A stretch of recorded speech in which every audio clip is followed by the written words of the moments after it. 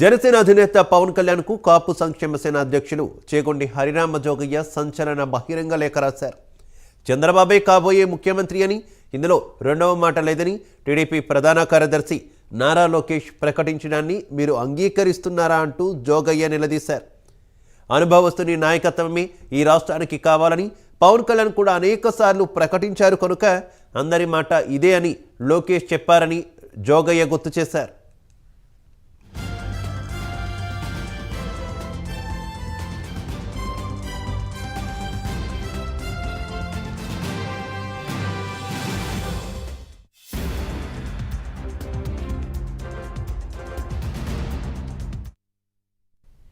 లోకేష్ బాబు ఆశిస్తున్నట్టుగా చంద్రబాబు గారిని పూర్తికాలం ముఖ్యమంత్రిగా చేయడానికి మీ ఆమోదం ఉందా అని జోగయ్య ప్రశ్నించారు.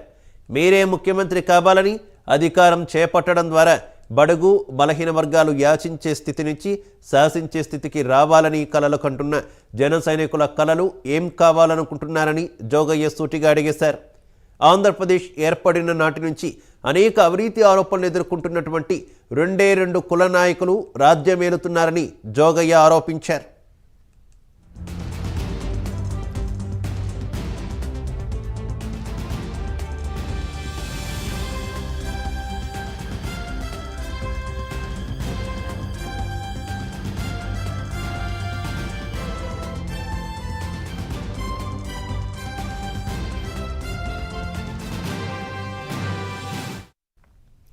ఎనభై శాతం జనాభా ఉన్న బడుగు బలహీన వర్గాలకు మోక్షం ఎప్పుడు?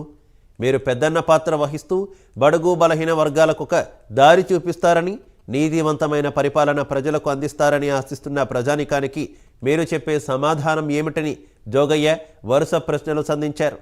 ఈ ప్రశ్నలన్నింటికీ మీ నుంచి జన సైనికులకు సంతృప్తికరమైన సమాధానాలను ఆశిస్తూ రాజ్యాధికారాన్ని చేపట్టే విషయంలో మీ వైఖరి ఏమిటో జన సైనికులందరికీ అర్థమయ్యేటట్టు చెప్పాల్సిందిగా కోరుతున్నామని జోగయ్య తన లేఖను ముగించారు.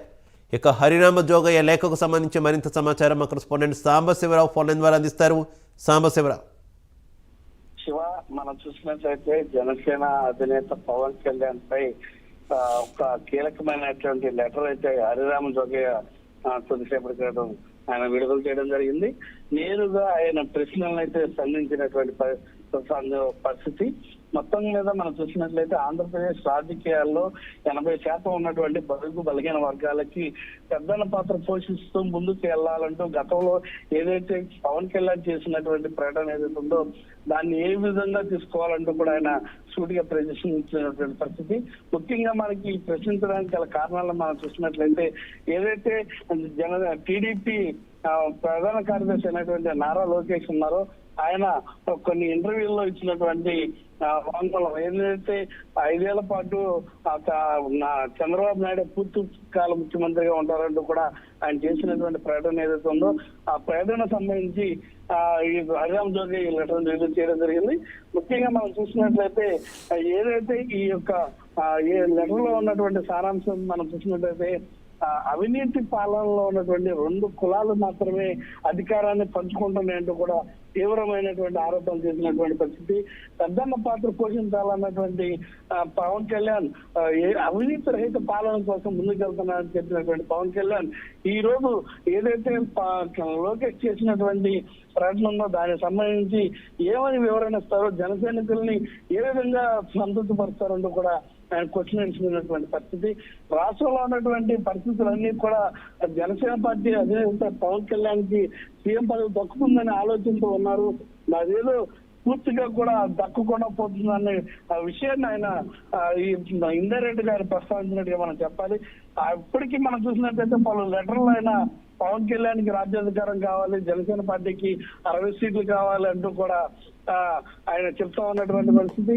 దానికి సంబంధించి ఈ లెటర్ లో కూడా సామాజిక వర్గాలకి అన్నింటినీ కలిపి ఆయన ఒకే తాడిపై తీసుకొస్తూ ఆయన రాసినటువంటి లెటర్ ఏదైతే ఉందో అది మాత్రం ఓ సంచలనంగానే ఉందని మాత్రం మనం చెప్పాలి. Okay Sambasivarao, thank you.